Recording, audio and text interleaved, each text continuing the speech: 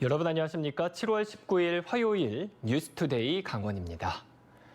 50대와 기존에 질환이 있던 사람들도 이제 4차 백신 무료 접종을 받을 수 있습니다. 코로나19 대유행에 대비해 접종 대상자를 확대한 건데요. 시민들의 생각은 어떤지 이송미 기자가 직접 들어봤습니다. 4차 백신 접종을 시작한 병의원입니다.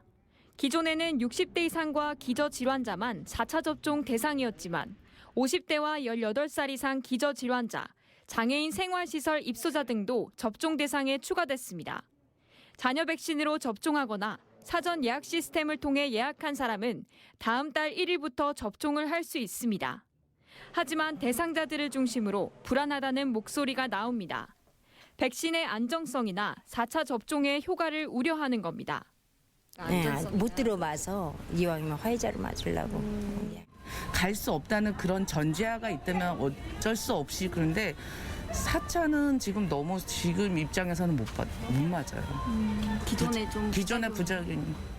이미 60대 이상은 지난 4월부터 4차 접종을 하고 있지만 실제 접종률은 23%에 불과합니다. 백신을 맞으려고 해도 지금 당장 접종을 할 수 있는 병원이 적다는 지적도 나옵니다. 춘천시의 경우 사전 예약 시스템에 올라와 있는 백신 접종 위탁 의료기관 63곳 중 절반에 가까운 38곳에서 다음 달 1일에 예약이 마감됐다는 알림이 떴습니다. 일부 시군은 모든 병원에서 다음 달 1일자 예약이 마감되기도 하는 상황. 석사동에는 전혀 없고 또 태계동에 한 군데 있는데 제가 목요일 날 만난다고 그랬더니 28일밖에는 없다고 그러더라고요. 그게 조금 불편했죠, 저는. 하지만 의료진은 코로나19 대유행에 대비해 거듭 백신 접종만 강조하고 있습니다. 기존 백신으로서 어떤 한계점은 충분히 있다고 봅니다만은 그래도 아까 처음에 말씀드렸듯이 중증화나 사망 비율을 좀 낮출 수 있기 때문에 50대 이상의 특별한 문제가 없으시다면은 맞는 게 좋지 않을까. 강원도도 일단 백신 수급과 접종 위탁 의료기관의 상황을 점검하고 향후 백신 접종자가 몰리면 병의원 추가 지정과 접종센터 개설을 검토하겠다는 입장입니다. MBC 뉴스 이송미입니다. 코로나19 탓에 허리띠를 졸라맸던 플라이 강원이 반납했던 비행기를 다시 들여오고 있습니다. 국내선 확대는 물론 국제선까지 순차적으로 다시 운항하며 활로를 모색하고 있는데요. 최근 재유행하고 있는 코로나19가 큰 변수입니다. 이하라 기자가 취재했습니다. 186인승 규모의 플라이 강원 3호기가 양양국제공항 활주로에 착륙합니다. 코로나19 탓에 지난 2020년 12월 2호기와 3호기를 조기 반납했던 플라이 강원은 지난해 8월 2호기를 다시 도입했고 3호기까지 들여왔습니다. 3호기는 오는 22일부터 주 10회 운항하는 양양 김포 노선에 투입됩니다. 국제선 노선도 확대됩니다. 지난달 운항을 재개한 필리핀 클랑 노선에 이어 8월 중 대만 타이페이, 오는 9월에는 베트남 하노이와 호치민, 그리고 올해 안에 일본 나리타와 오사카 노선도 취항한다는 계획입니다. 내달에는 에어버스 330 중형기를 도입하게 됩니다. 내년부터는 저희가 준비를 철저히 해서 중장거리 노선이 이제 미주와 후년에 유럽까지 진출할 수 있도록. 국제선 운항을 시작하면서 양양공항 이용객 수는 지난해와 비교해 2배 가까이 증가했습니다. 강원도는 양양공항으로 들어오는 외국인 관광객이 계속 늘어날 것으로 기대하고 있습니다. 양양공항을 인바운드 시범공항을 지정하기 위해서 국토부와 협의를 진행하고 있습니다. 여객과 화물의 다양화와 다각화를 지금 플라이 강원과 함께 더욱더 추진할 예정입니다. 플라이 강원은 3호기에 이어 올해 안에 4, 5호기까지 도입한다는 계획이지만 관건은 최근 재확산하고 있는 코로나19입니다.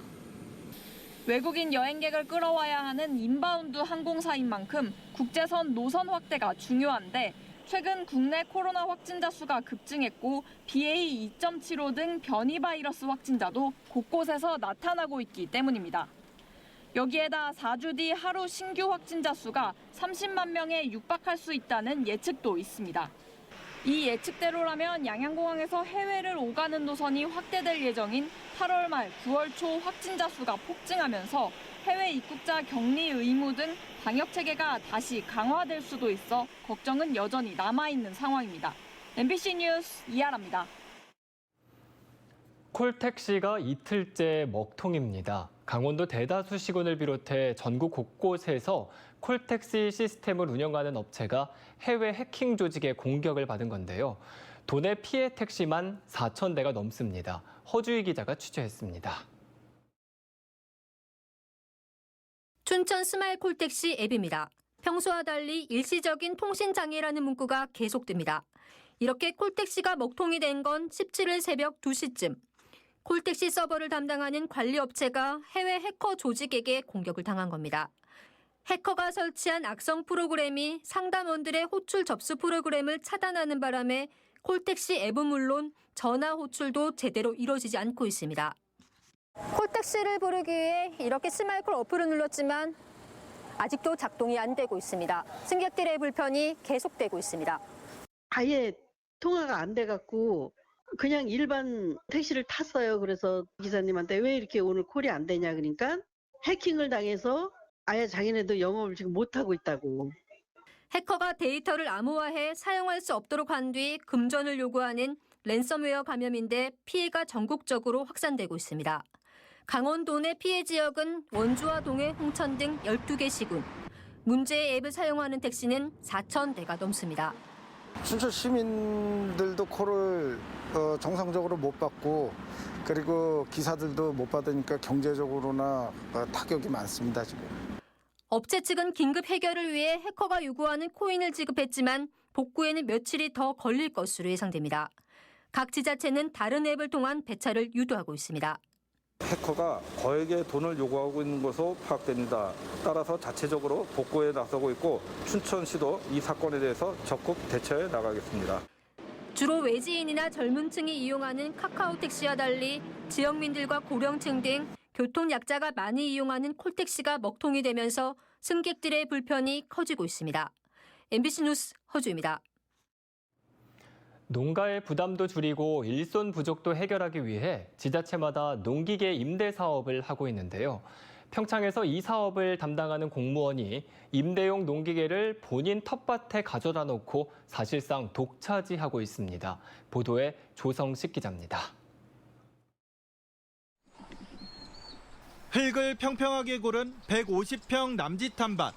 한켠에 들깨 모종을 손쉽게 심을 수 있는 반자동 채소 20개 한 대가 서 있습니다. 500kg 이상의 농산물을 한 번에 실어 나르는 다목적 운반차, 삽을 대신하는 소형 굴착기와 미니 불도저로 불리는 건설기계 장비인 스키드 스키어 로더까지 장비만 봐서는 대규모 농가를 방불케 합니다. 이 장비들은 모두 평창군이 소유한 농민 임대용 농기계들입니다. 농기계 임대 사업을 총괄하는 공무원이 본인 집 앞에 텃밭을 가꾸겠다며 가져다 놓은 겁니다. 주민들이 목격한 것만 벌써 보름 넘게 농기계가 이곳에 방치돼 있습니다. 비가림 시설도 없어 이처럼 기계에는 빗물이 가득 고여 있습니다. 농가 부담을 덜어주기 위해 세금으로 구입한 고가의 장비를 개인적으로 사용하고 있는 겁니다. 주민들은 어이가 없다는 반응입니다. 임대가 들어갔다가 다시 회수가 되면은 또 다른 농민들한테 또 그 대여가 돼야 되고 이렇게 해야 될 부분인데 승급자의 그런 위치로 가지고 농기계를 일방적으로 자기의 임의대로 저렇게 사용한다는 거는 그 주민들이 상당히 좀 안 좋아하거든요. 지난 2달여 동안 해당 공무원의 농기계 대여 횟수는 서류상으로만 무려 23건. 그런데 텃밭에 서 있는 채소 20기와 미니 불도저는 임대 신청 기록이 아예 없습니다. 실제로 사용은 더 많았던 것으로 추정됩니다. 서류를 보면 주로 주말이나 휴일에 하루 정도만 장비를 임대한 것으로 돼 있지만 실제로는 반납을 하지 않고 계속 사용하면서 3일로 제한한 최대 연속 사용 기간도 넘겼습니다. 코로나19로 어려운 농민들을 위해 지난 4월부터 적용한 무상 임대 혜택을 스스로에게도 적용해 한 대당 하루 10만 원 하는 임대료도 내지 않았습니다. 평일은 할 수 없고 주말에 준비를 하니까 소방관들이 일하게 안 돼 있으면 제가 잘못한 거라고 생각하고 이제 앞으로 이제 이런 오해가 되지 않도록. 평창군은 농촌 일손 부족 문제를 해결하겠다며 농기계 구입비 예산으로 올해도 45억 원을 편성했습니다. 하지만 담당 공무원이 농기계를 이런 식으로 독차지하면서 밑빠진 독에 물붓기일 수밖에 없습니다. MBC 뉴스 조성식입니다. 지역구 선관위원회 자녀를 대통령실에 추천했다는 권성동 국민의힘 원내대표의 발언에 대해 도내 정당들이 부적절하다고 논평했습니다.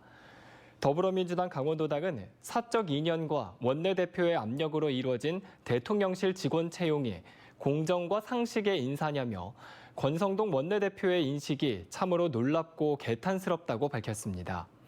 정의당 강릉시위원회도 지인 아들의 취업까지 챙기는 권 원내대표가 취업 알선 브로커라며 일반 청년들이 가지는 좌절감과 무력감은 안중에도 없다고 꼬집었습니다.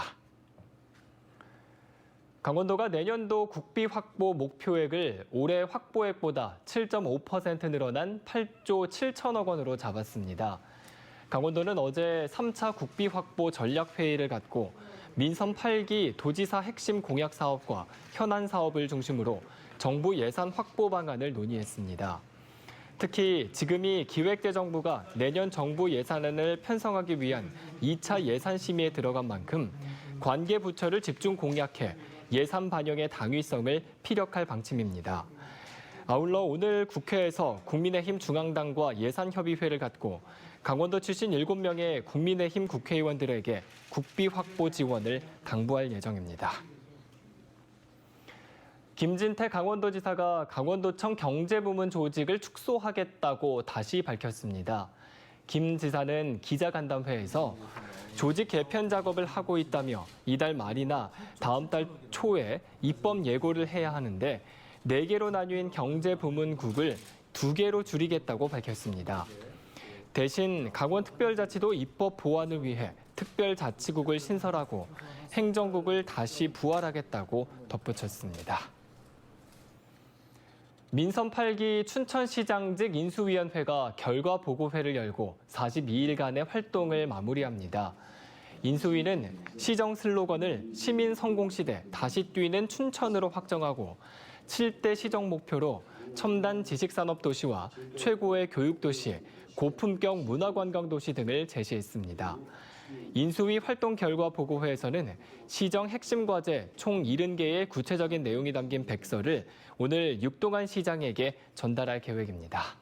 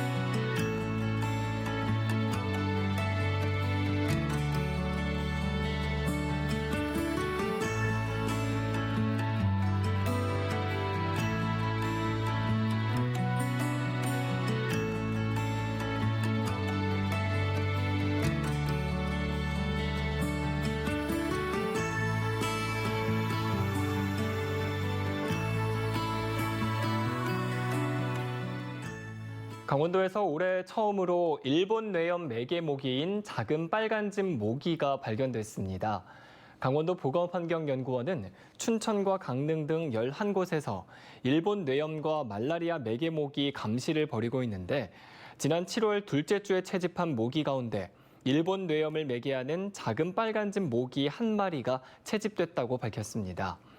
작은 빨간집 모기는 논이나 동물 축사, 웅덩이 등에 서식하는 암갈색의 소형 모기로 물릴 경우 치명적인 급성 뇌염으로 진행될 수 있고 20에서 30%는 사망에까지 이를 수 있습니다. 강원도 내수면 자원센터는 뱀장어 어린 고기 3만 마리를 6개 시군 하천에 방류합니다. 오늘 원주 섬강과 홍천강을 시작으로 20일 영월 남한강, 평창 오대천, 21일 고성 남천, 인제 소양호에 5천 마리씩 방류할 예정입니다. 이번에 방류하는 뱀장어는 자연산 실뱀장어를 포획해 기른 우량종자로 자연에 방류할 경우 환경 적응력이 뛰어나 뱀장어 자원 회복에 크게 기여할 것으로 기대되고 있습니다. 강원도교육청이 40년 이상 노후화된 학교 시설을 미래형 교육과정이 가능한 공간으로 개선하는 그린 스마트 스쿨 공모를 추진했습니다.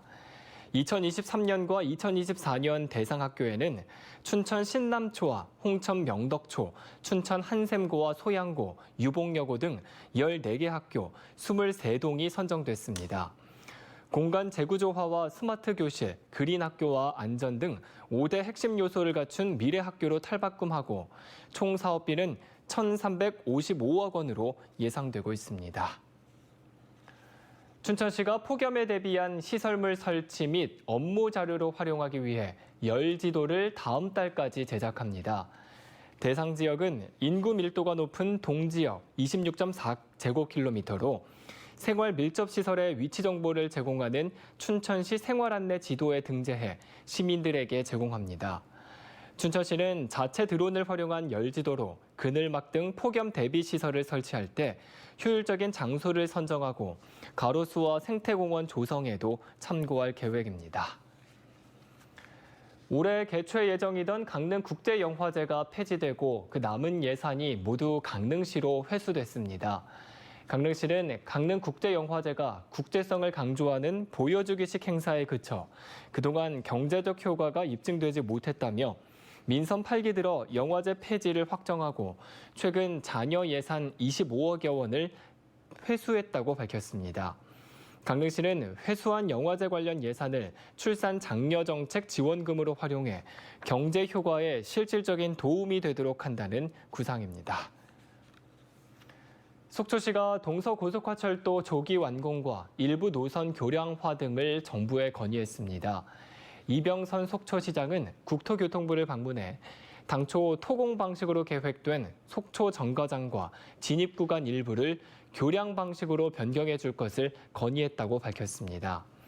속초시는 속초 정거장과 진입구간을 토공 방식으로 하면 속초에 유일하게 남은 개발 가능 지역의 이용 효율이 떨어지고 개발 중심축이 단절된다며 교량 방식으로 변경하면 최소한의 추가 예산만으로 이용 편의를 늘릴 수 있다고 설명했습니다.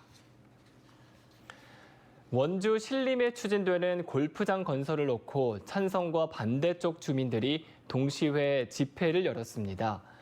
용암리 주민 등으로 구성된 공동대책위는 업체가 산지 전용 타당성 조사서를 공개하지 않고 있고 용수 부족 문제와 지방도 안전 대책도 마련하지 않았다며 시유지 매각안건을 불허하라고 원주시 의회에 촉구했습니다.